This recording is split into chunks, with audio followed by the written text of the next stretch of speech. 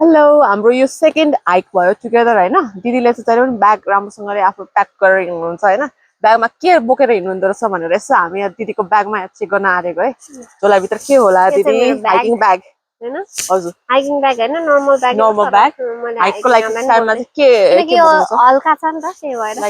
nice है light weight छ कहाँको ब्याग हो यो त्यो चाहिँ मैले एलडी मा किनेको छु हैन त्यसो धेरै महँगो हैन इट्स ओके सुरुमा चाहिँ चस्मा मेरो हैन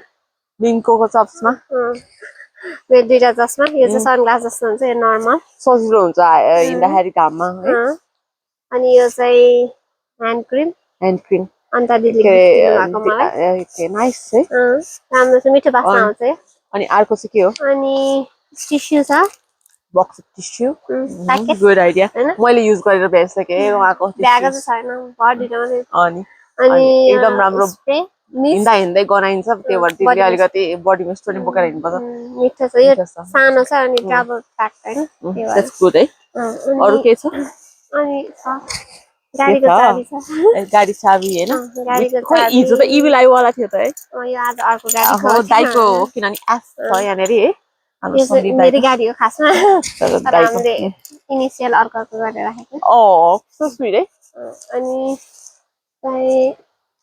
लिप बाम छ लिप केयर मलाई चाहिएको यति हो अरु केही छैन That's nice है short and पानीको बोतल थियो पानीको बोतल चाहिँ यसमा नअटेर आस्थाले बोक्दैको छ मेरो ब्याग चाहिँ नेपाली ब्याग है पुरा made in Nepal gift from Nepal भनौँ मेरोमा चाहिँ आक्सुमा जस्ट बोतल अनि फोन अनि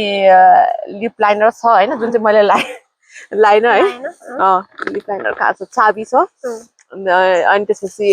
रोल छ एसेन्शियल ओइलको रोल हो खासै हैन that's it thank you guys thank you